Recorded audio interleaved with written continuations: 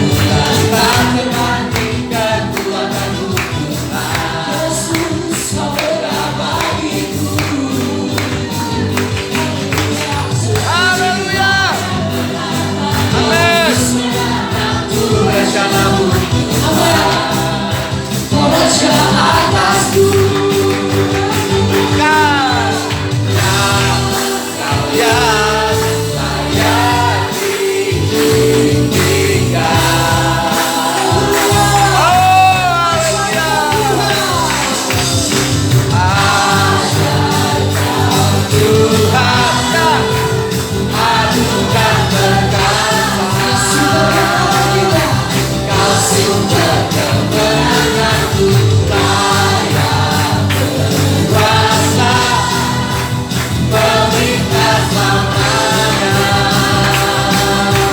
Kau sembahlah raga mulia, layak kau Tuhan. Amin. Kau sumber kemenanganku, layak berkuasa, meminta selamanya. Yesus Kau setia, asyik Tuhan, anugerah perkasa. Kau sumber kemenanganku, layak berkuasa.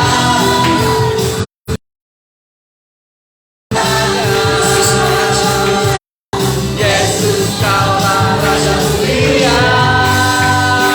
Oh, haleluya. Raja mulia. Haleluya Tuhan. Gila Tuhan.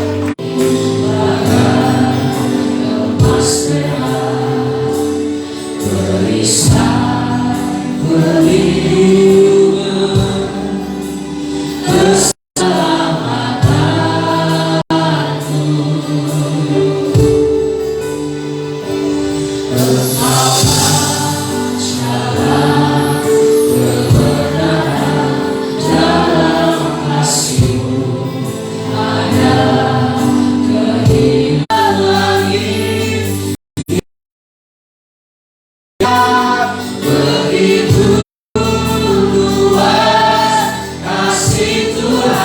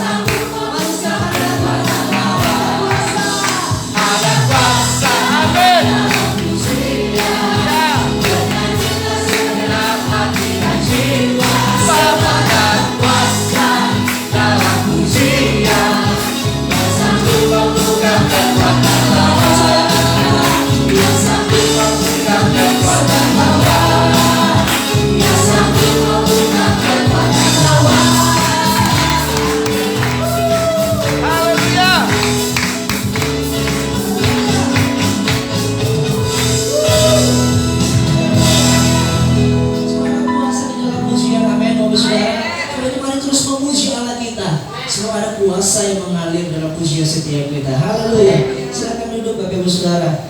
Kasihkan hati kita akan firman Tuhan. Dan firman Tuhan yang terus memperbaharui hidup kita. Let your spirit upon me. And I believe that your Holy Ghost, Holy Spirit come down. Haleluya Tuhan.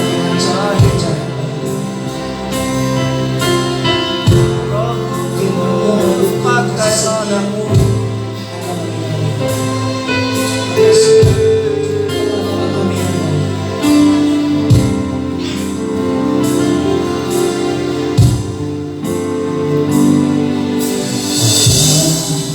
Bapakku yang baik, tak pernah siapa yang jahat bagiku.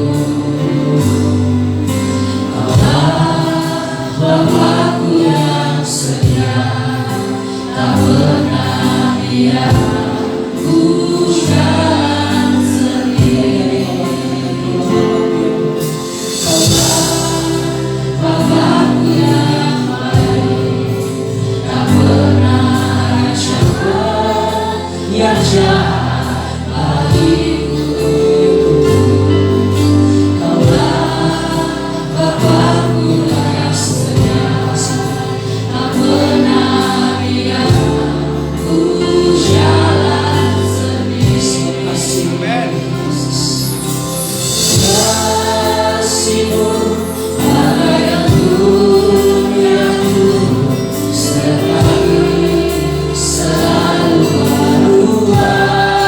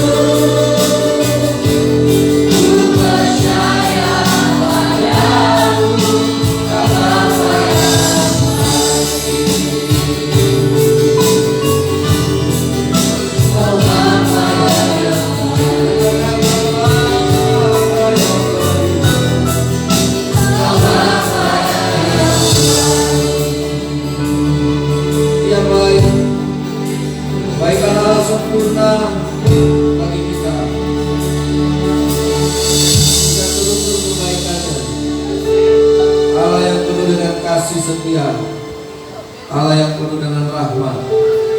Haleluya Yesus, pujilah Engkau. Haleluya, haleluya Elohim Abraham, haleluya Elohim Ishak, Elohim Yakub. Engkaulah Elohim Yahweh, Tuhan Allah kami, pencipta langit dan bumi. Engkaulah yang mempunyai lautan, daratan, serta segala yang ada di dalamnya. Haleluya. Engkaulah Yesua HaMashiach, Allah yang menjadi manusia. Tuhan kami Yesus Kristus, datanglah kerajaan-Mu. Tuhan, curahkanlah Roh-Mu, pulihkanlah kami Tuhan. Nyatakan kuasa-Mu, nyatakan kekuatan dan keajaiban-Mu dalam kehidupan kami. Kami siap menerima firman-Mu. Biarlah Roh Kudus, Roh Allah yang hidup, Roh penolong, Roh Allah, Roh penghibur, penuhi kami, penuhi hati kami, penuhi jiwa kami, penuhi penuhi akal budi kami, penuhi kekuatan kami. Dalam nama Tuhan Yesus kami sambut firman-Mu. Haleluya. Amin. Puji Tuhan. Silakan duduk. Shalom. Puji Tuhan. Ya, kita hari ini saya akan menyampaikan firman Allah hari ini tentang penyembahan. Yohanes pasal yang keempat, kita akan baca firman Allah bersama-sama. Yohanes pasal 4 ayat 19 sampai ayat 24. Saya akan membaca ayat yang ganjil 19, dan Bapak Ibu jemaat semua membaca 20. Demikianlah seterusnya sampai nanti ayat yang ke-24.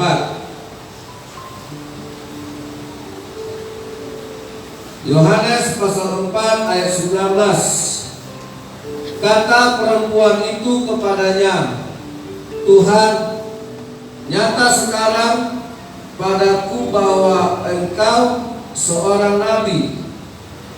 2, 3.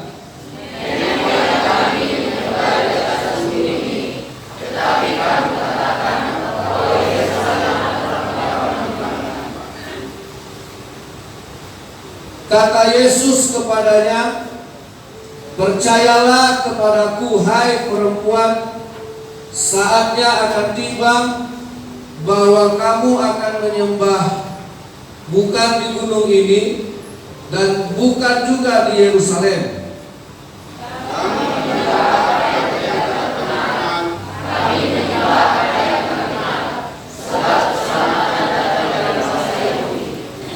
Tetapi saatnya akan datang dan sudah tiba sekarang bahwa penyembah benar akan menyembah Bapa dalam roh dan kebenaran, sebab Bapa menghendaki penyembah demikian. Allah itu roh, barang siapa menyembah Dia harus menyembahnya dalam roh dan kebenaran. Bapak Ibu yang dikasihi oleh Tuhan, manusia diciptakan Allah untuk menyembah, karena Allah tidak bisa menyembah dirinya. Ya, kita dikasih satu kemampuan yang terbaik. Ya, kita diciptakan untuk menyembah Allah, bukan untuk menyembah diri kita. Ya, kita diciptakan bukan untuk menyembah perut, bukan untuk menyembah keinginan kita. Kita diciptakan bukan untuk menjadi hamba uang. Kita tidak diciptakan Tuhan untuk menjadi budak dari nafsu duniawi. Kita diciptakan Allah untuk menyembah. Nah, saudara yang dikasihi oleh Tuhan, jadi kemampuan, prestasi, kehebatan terbaik kita sesungguhnya bukan ketika kita menjadi seorang dokter, seorang ahli, bukan menjadi seorang terkenal. Jadi kemampuan terbaik kita apabila kita bisa menjadi penyembah, ya, bukan menjadi seorang ilmuwan. Itu manusia yang tidak kenal Tuhan pun bisa. Ya, jadi kalau ada yang meletakkan, yang menjadikan penyembahannya kepada Tuhan sebagai sarana untuk dia mendapat berkat-berkat Tuhan, itu saudara punya penyembahan yang salah. Karena Allah menghendaki penyembah-penyembah yang benar. Berarti ada penyembah-penyembah yang tidak benar. Halo? Ya.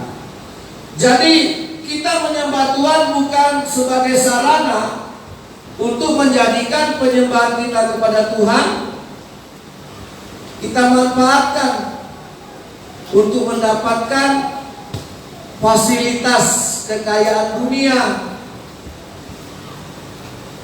Ya, kita memang menyembah Allah. Itulah kemampuan terbaik. Ya, kenapa saya katakan itulah perbuatan tertinggi? Kalau dibilang keahlian, itu juga menjadi keahlian yang terbaik. Orang mungkin bisa bangga karena dia seorang ahli komputer. Mungkin dia tidak bangga kalau dia bisa menjadi seorang yang menyembah Tuhan, taat ke gereja, selalu rajin setia beribadah. Mungkin itu tak menjadi kebanggaan. Tapi ketika dia menjadi seorang ahli yang dicari orang, dia mungkin seorang ahli mesin yang bagus, dia mungkin seorang ahli bahasa yang dicari orang, dia mungkin seorang ahli hukum yang selalu dicari orang. Mungkin dia bangga karena dia punya kemampuan yang di atas rata-rata.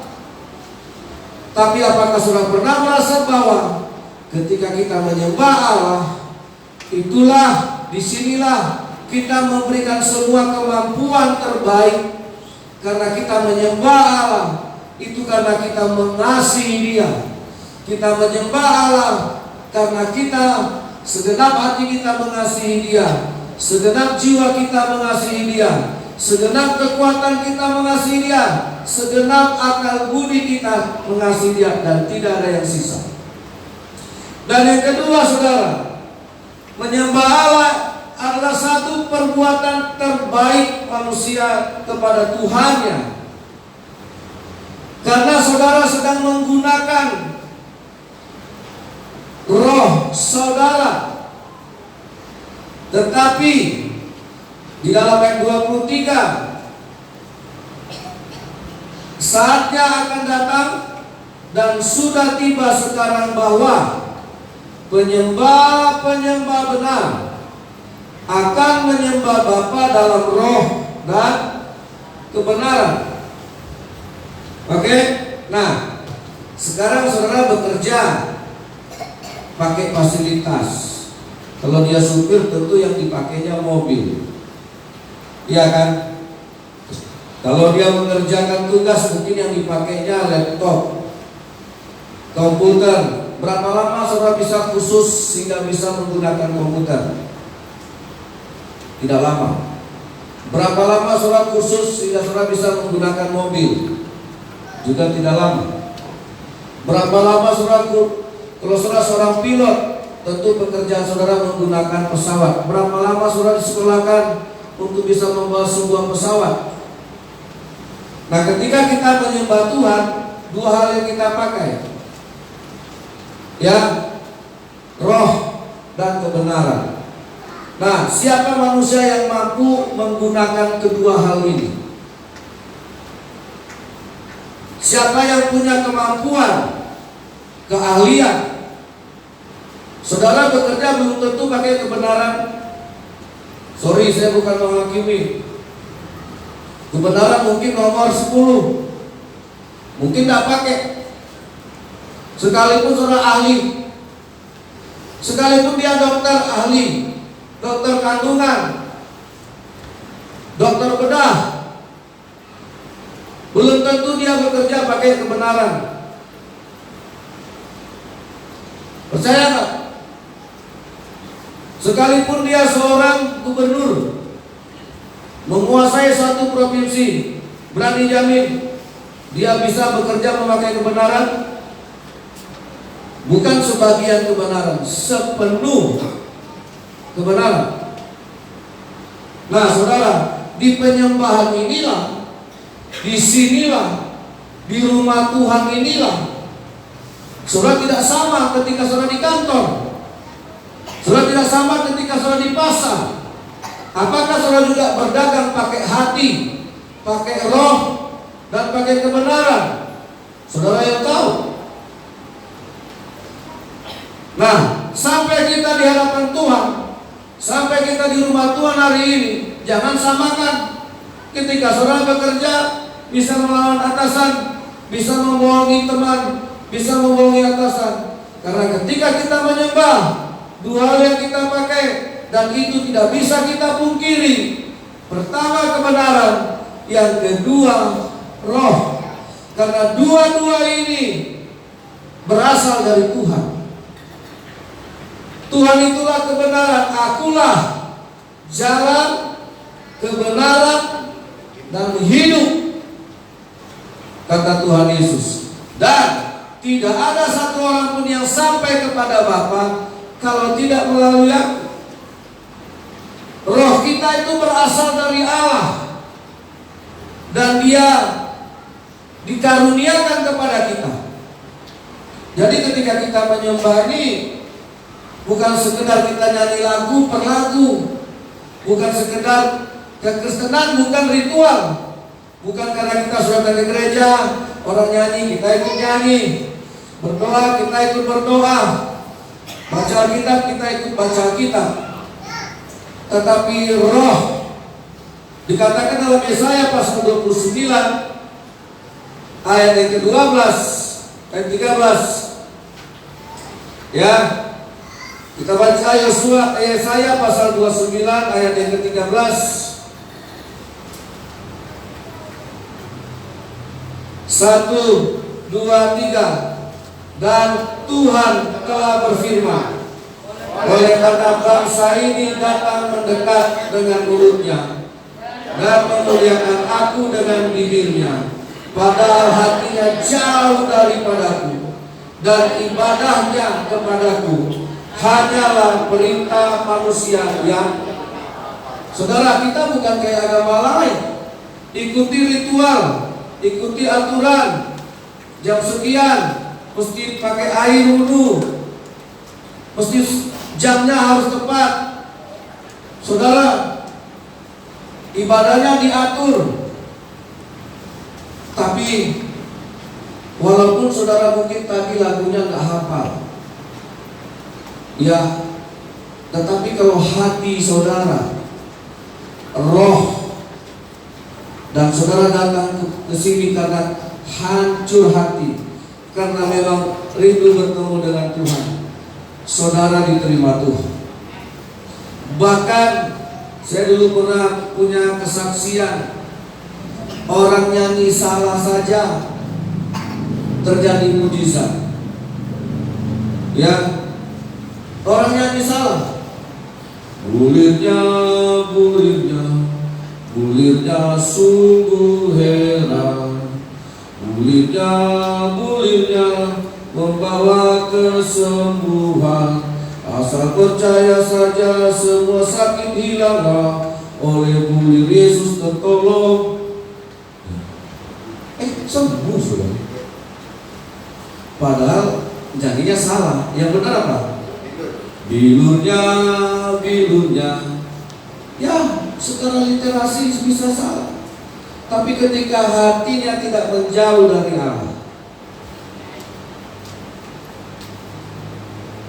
ya, nah, banyak.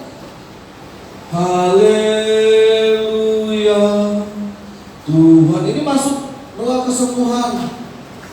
Diambil sepotong lagunya, karena lagunya ini enak untuk penyembahan, mendoakan orang sakit. Haleluya, Tuhan Maha Kuasa. Haleluya,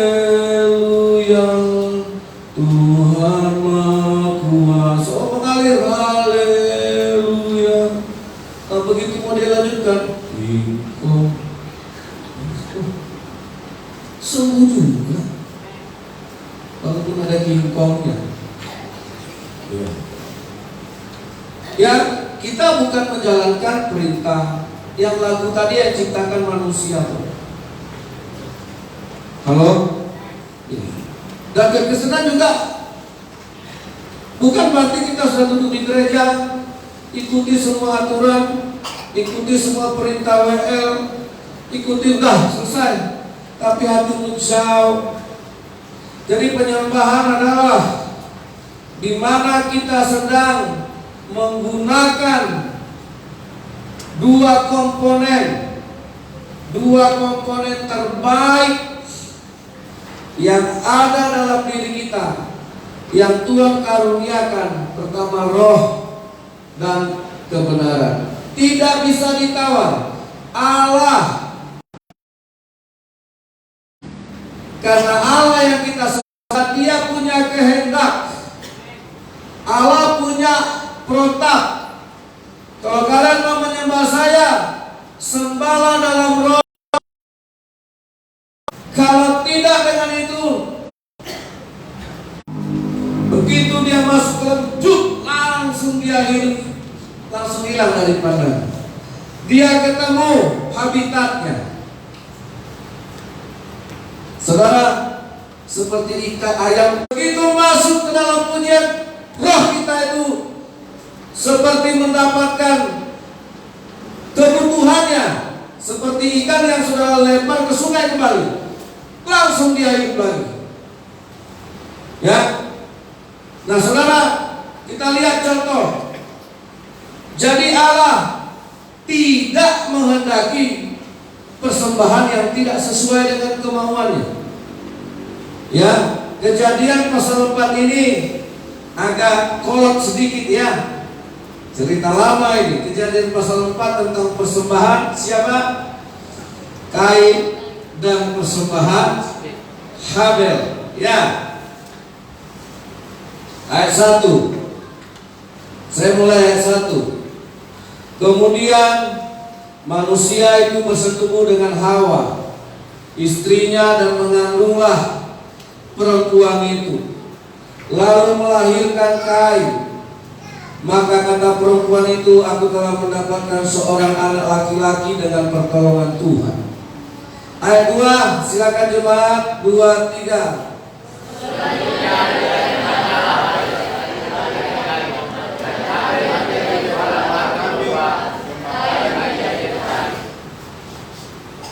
Setelah beberapa waktu lamanya, maka Kain mempersembahkan sebagian dari hasil tanah itu kepada Tuhan sebagai korban persembahan.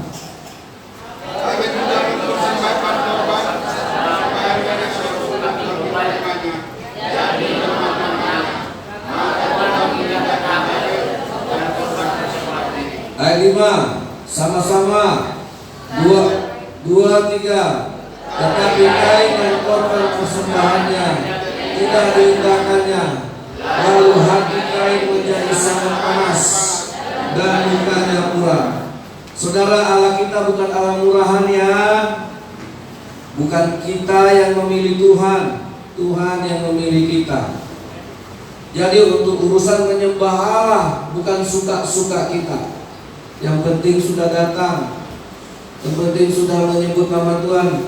Jangan saudara berpikir Tuhan serendah. Masalah penyembahan itu kehendak Tuhan yang jadi, bukan maunya kita. Wow, enggak kita yang ngatur. Kain membawa sebagian dari hasil pertaniannya. Ternyata Tuhan tolak. Ada apa? Saudara, ya, Tuhan Dia punya kriteria mana yang Dia terima, mana yang Dia tidak terima. Nah saudara, kalau dulu saya pernah pernah naik gunung.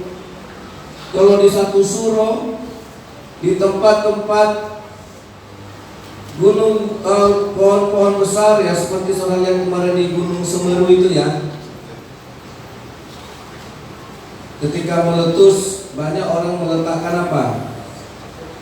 Sesar. Yang diletakkan binatang atau buah-buahan. Nah, apa yang kita persembahkan, ketahuan Allahnya siapa.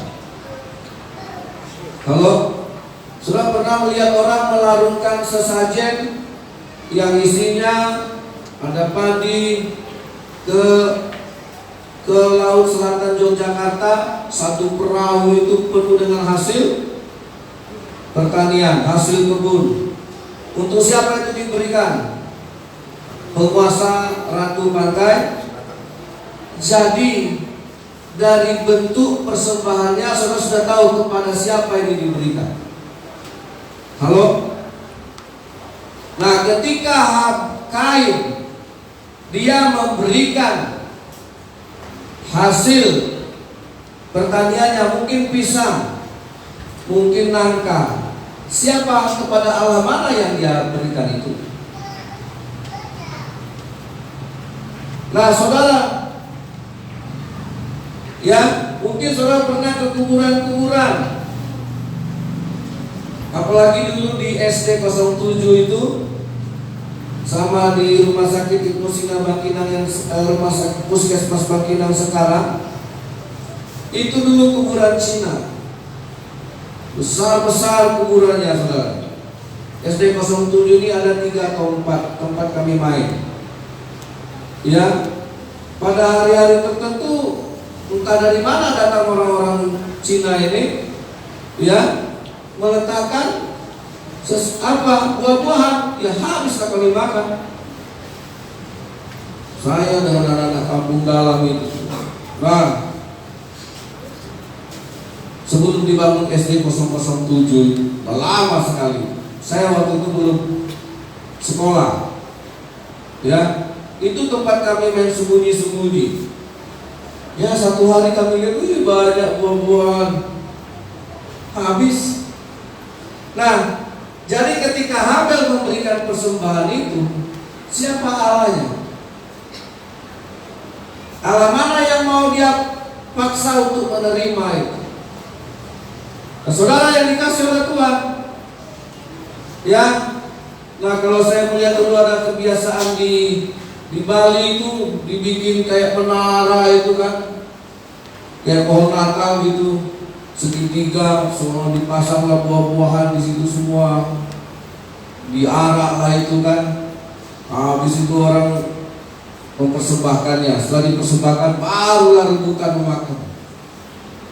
Ya, jadi dari apa yang kita persembahkan ketahuan Tuhan yang mana yang menerima itu. Jadi gak sembarangan, jangan seperti Kain. Itu yang pertama saudara.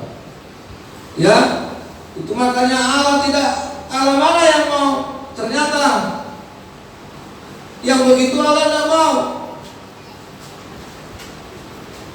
Yang kedua, dikatakan poin yang kedua, kenapa Tuhan menolak persembahan Kain? Karena Kain mempersembahkan, itu pun dikatakan di sini ayat yang ketiga, setelah beberapa waktu lamanya, maka Kain mempersembahkan apa? Sebagian dari hasil. Ternyata itu pun yang dia persembahkan masih dikoruk, masih dipotong. Dia kasih sebagian. Tidak seperti Habel, kalau dia memberikan seekor lembu, ya semuanya, nggak dikorupsi, nggak diambil pahanya satu, kemudian 3 kaki dikasih sama Tuhan. Ya, saudara yang dikasih oleh Tuhan. Yang kedua, kenapa persembahan kita nggak diterima Tuhan? Kita selalu memberikan sebagian, tidak sepenuh hati. Nah, kalau sebagian dari hati saudara beri sama Tuhan, nah sebagian lagi kemana? Ya, sebagian lagi tentu siapa? Sebagian lagi saudara persembahkan kepada siapa? Itulah sebenarnya arti dari dosa. Dosa itu meleset. Ya, apa arti kata bohong? Arti kata bohong, sebagian kebenaran, cuma sebagian, tapi sisanya masih ada bohong, masih ada dusta. Nah kita kan selalu benar kok, tapi yang kebenaran yang kita bilang itu masih sebagian. sebagian lagi masih kita tutupi. Ya, saudara yang dikasih oleh Tuhan, itulah dosa. Nah, jangan persembahkan dosa. Ketika kita memberikan sebagian kepada Tuhan, berarti yang sebagian apa? Nah, itulah dosa.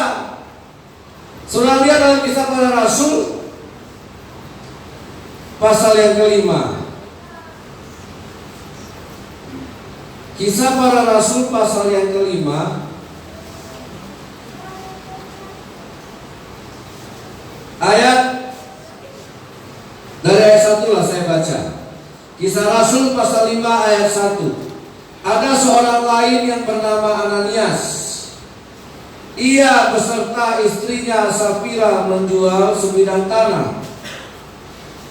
Dengan setahu istrinya, ia menahan sebagian dari hasil penjualan itu, dan sebagian lain dibawa dan diletakkan di depan kaki rasul-rasul.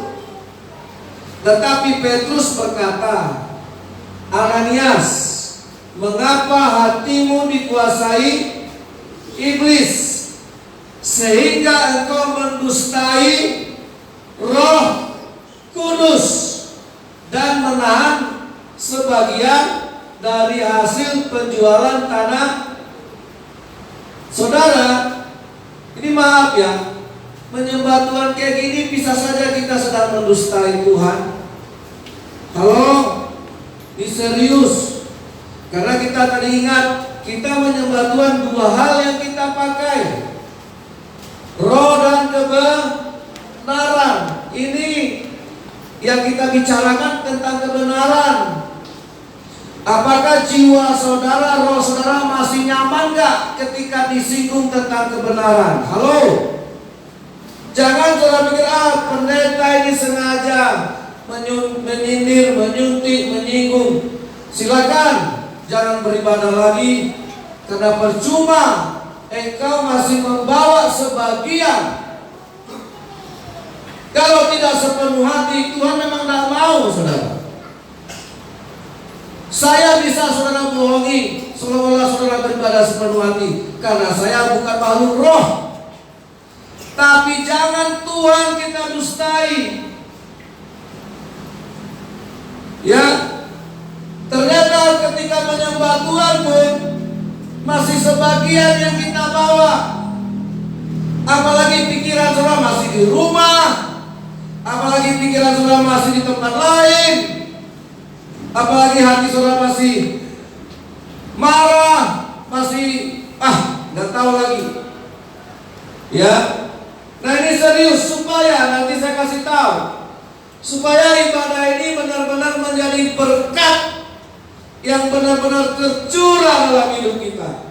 Nggak perlu saudara minta berkat, nggak perlu saudara minta jadi orang berhasil, nggak perlu minta kita menjadi kaya, nggak perlu. Kalau persembahan saudara diterima Tuhan, itu sudah segala-galanya berkat yang saudara terima. Amin. Nggak perlu ngemis-ngemis sama Tuhan. Tuhan tolong aku, Tuhan ekonomi lagi susah, Tuhan tolong aku, Tuhan pekerjaan lagi susah, Tuhan tolong aku, Tuhan uang sekolah, uang kuliah belum bayar, Tuhan tolong aku, Tuhan sakit berobat tidak ada uang. Tidak perlu takut.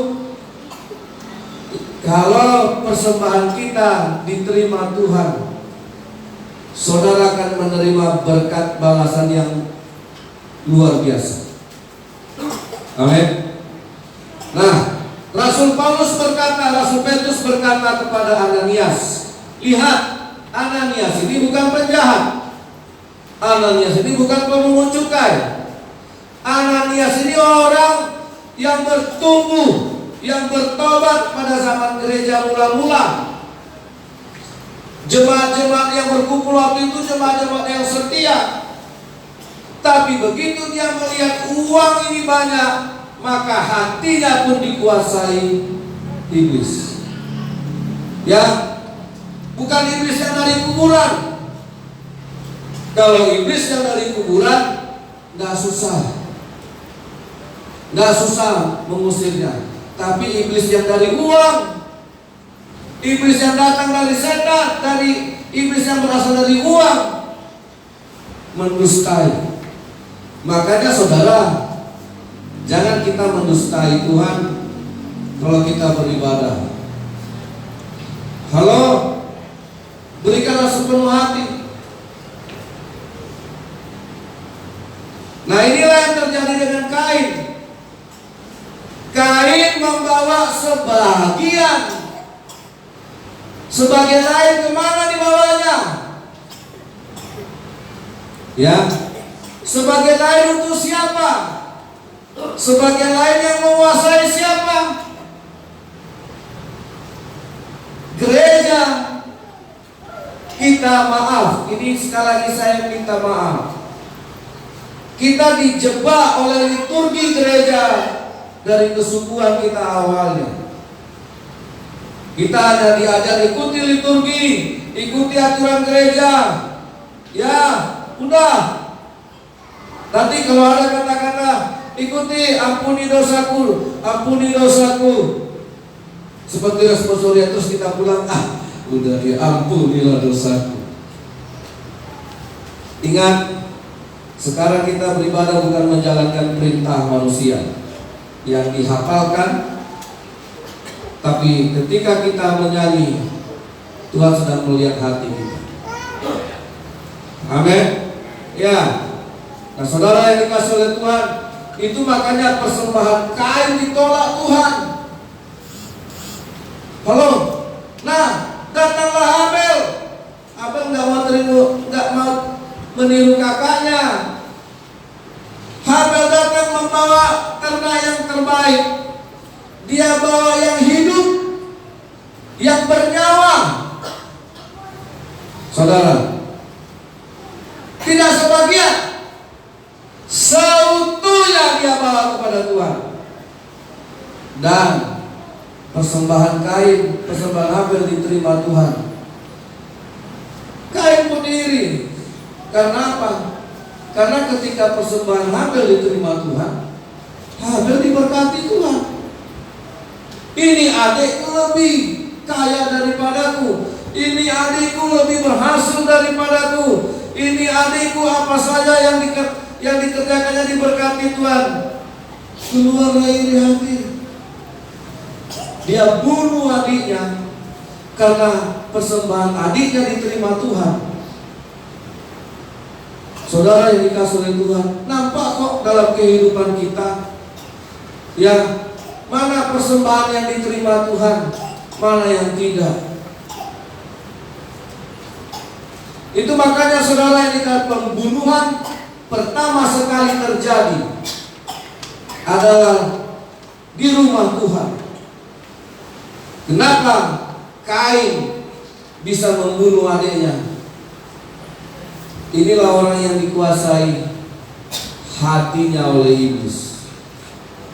Jangan kita bawa ke rumah Tuhan ini dendam. Karena di dalam kata Tuhan, kamu membenci saudaramu saja, itu sudah Jangan paksakan gereja-gereja, apalagi di gereja-gereja kesukuan, setiap minggu dikatakan doa Bapa kami. Ampunilah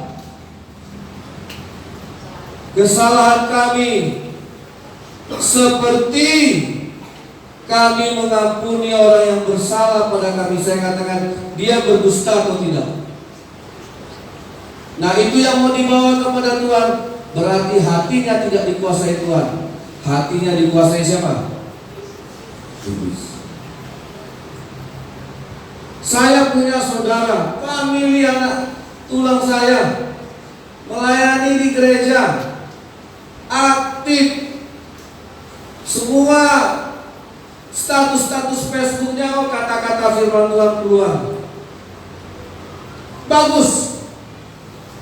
Tapi apa katanya?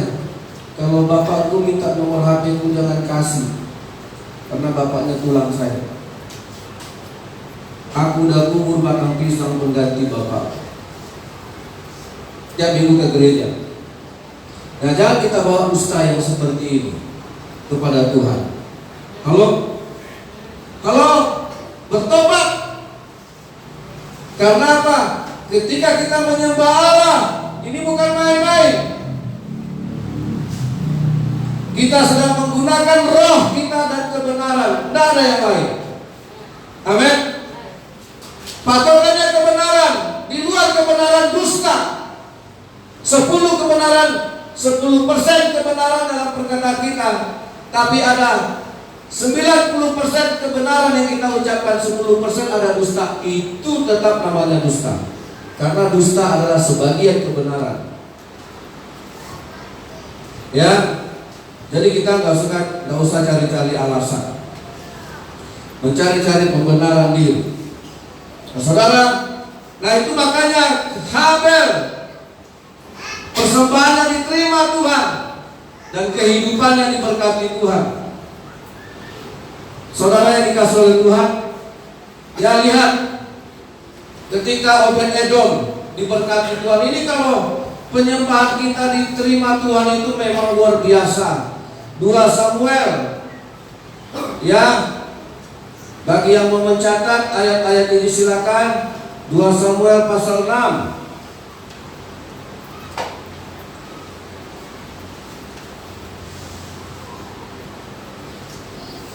Saya potong aja ya.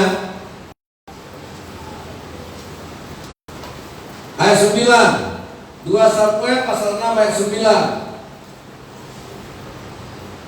Pada waktu itu Daud menjadi takut kepada Tuhan.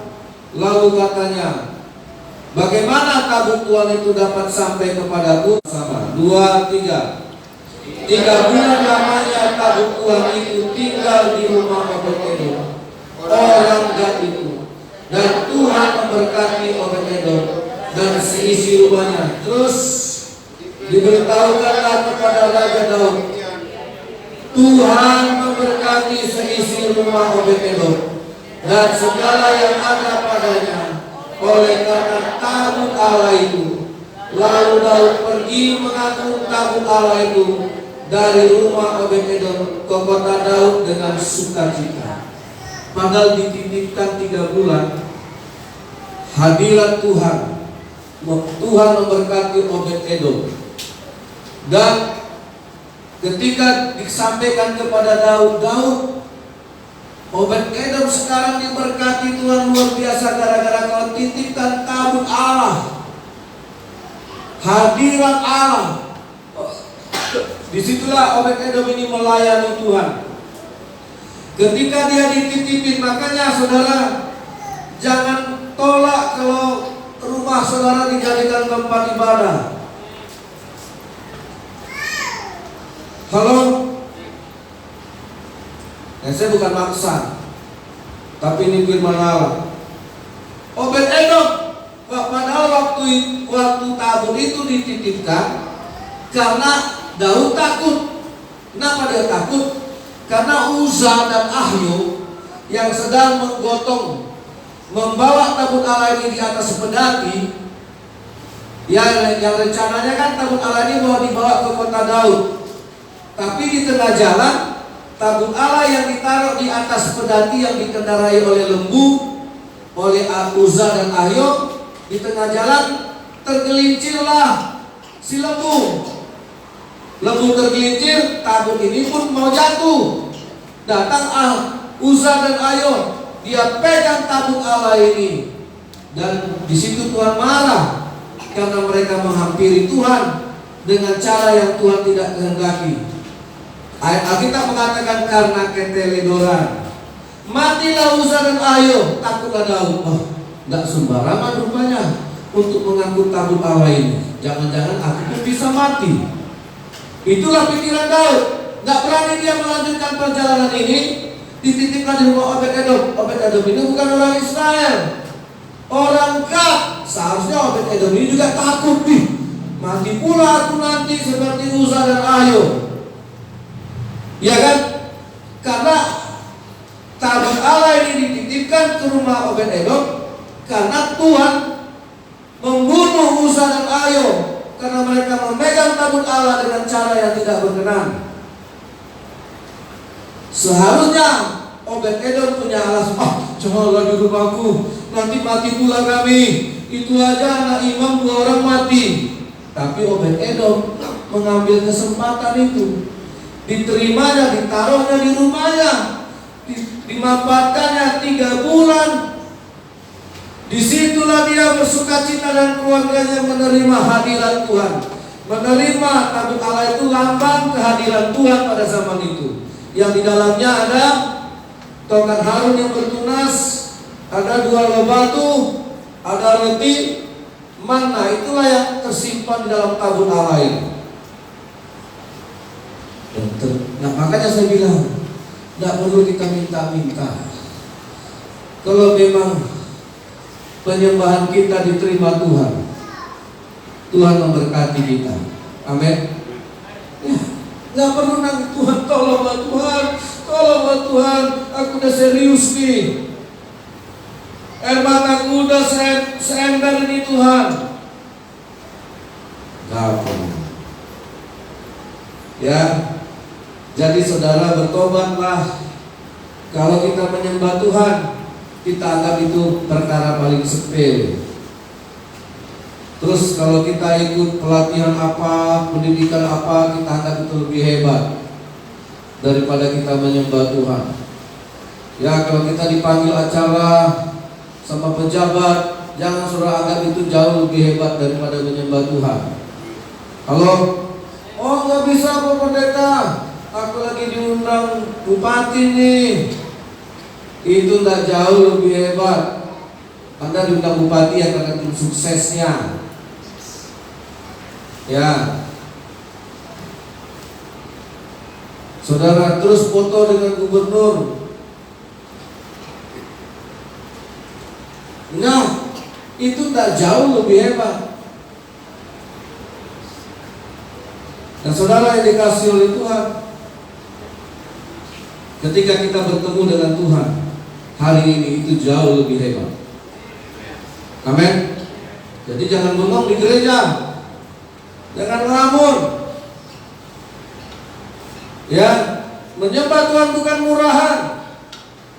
Saudara sedang dikasih otoritas untuk menggunakan rohmu dan kebenaran. Karena belum tentu saudara di pasar pakai hati nurani, pakai roh, belum tentu. Karena udah sering kita tidak pakai roh kita. Di rumah tangga kita mendidik anak juga belum tentu pakai roh, pakai hati. Bisa pakai emosi kan? Tapi ketika kita menyembah Tuhan, cuma itu yang bisa kita pakai, roh dan kebenaran. Saudara lihat, ini agak ada beberapa contoh ya. Ya, buka Bilangan pasal 17. Bilangan pasal 17. Ketika Musa menyuruh masing-masing suku membawa tongkat. Ya, saya baca dari ayat pertama, tolong diikuti baik-baik. Tongkat Harun berbunga. Tuhan berfirman kepada Musa, ayat 1 ya. Ayat 2, katakanlah kepada orang Israel, dan suruhlah mereka memberikan kepadamu 1 tongkat untuk setiap suku. Semua pemimpin mereka harus memberikannya suku demi suku, seluruhnya 12 tongkat. Lalu tuliskanlah nama setiap pemimpin pada tongkatnya. Pada tongkat Lewi harus kau tuliskan nama Harun. Bagi setiap kepala suku harus ada 1 tongkat.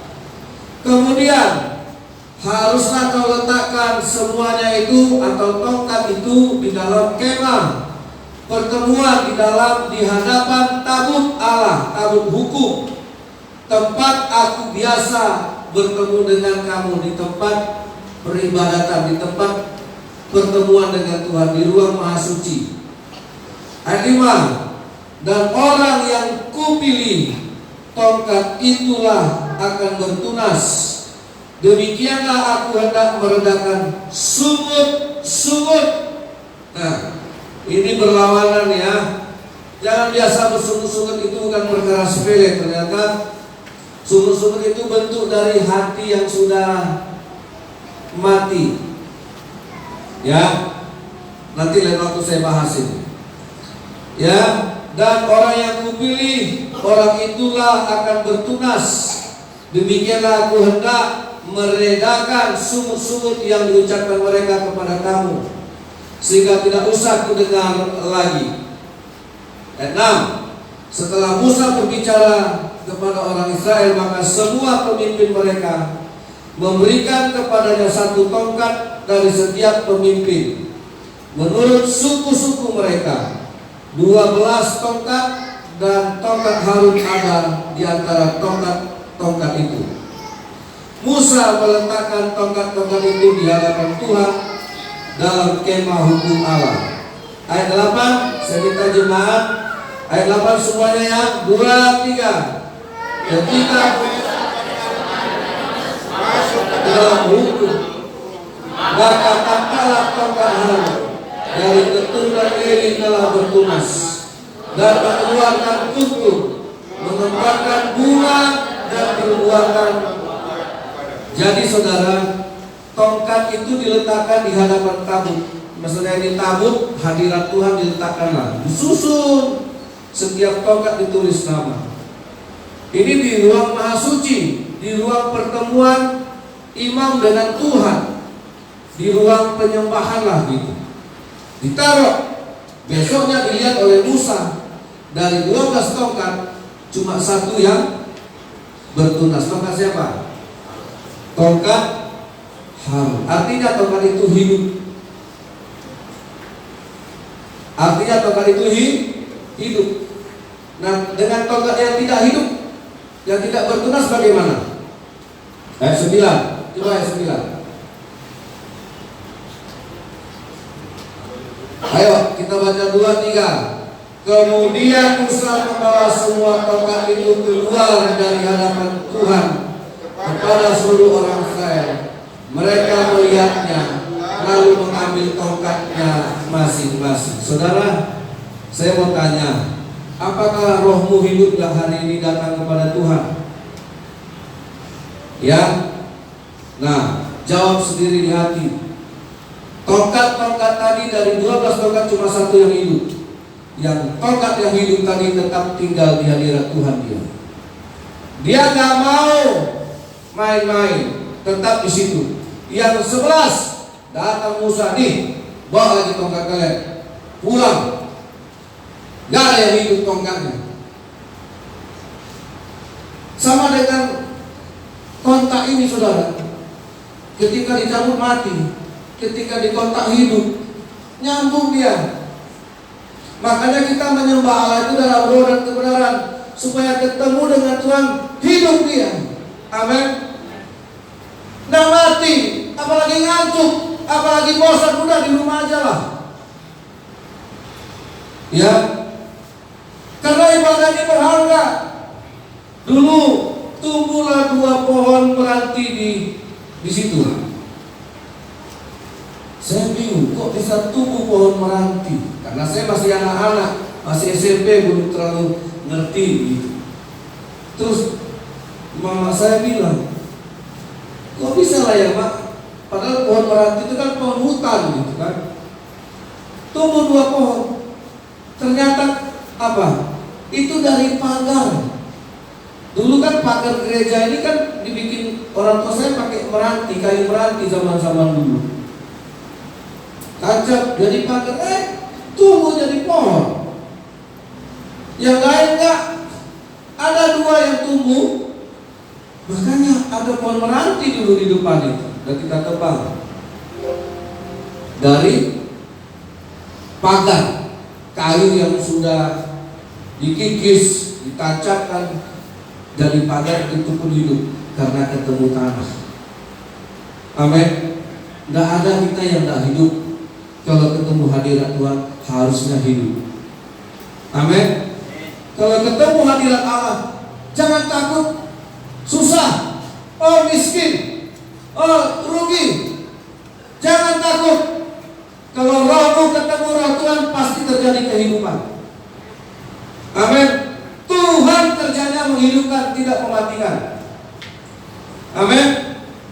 kematian dimulai, kesusahan dimulai, kehancuran hidup kita dimulai.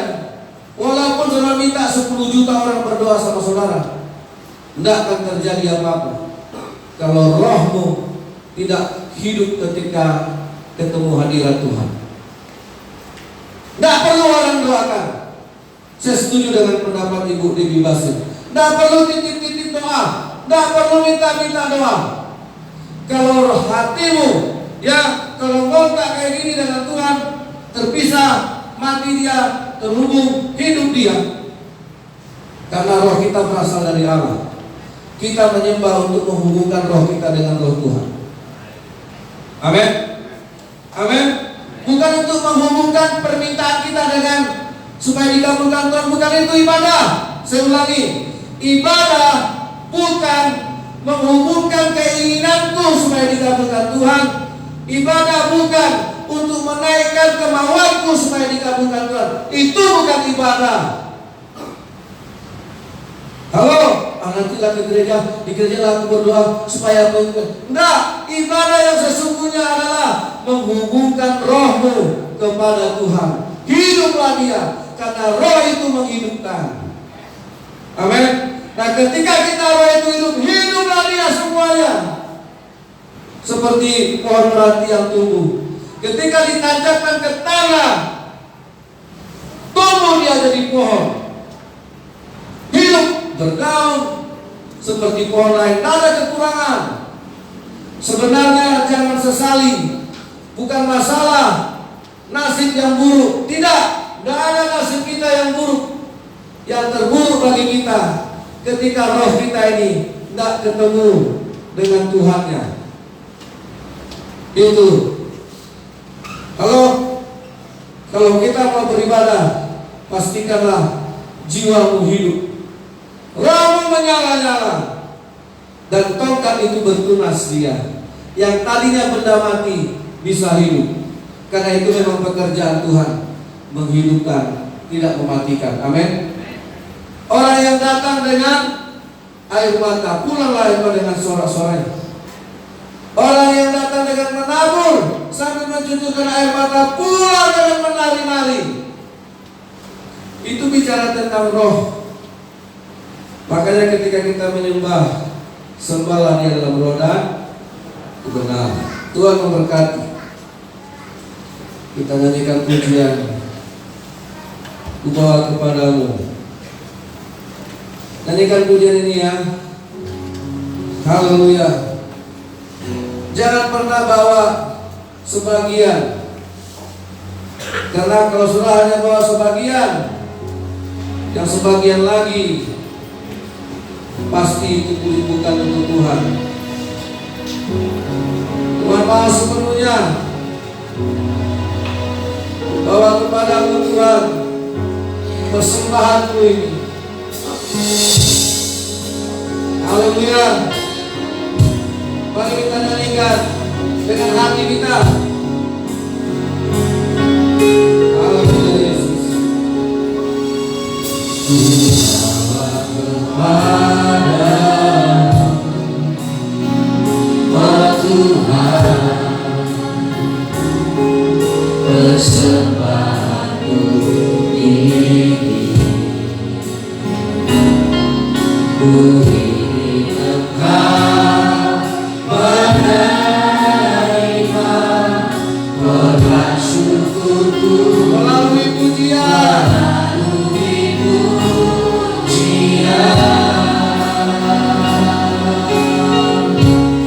akan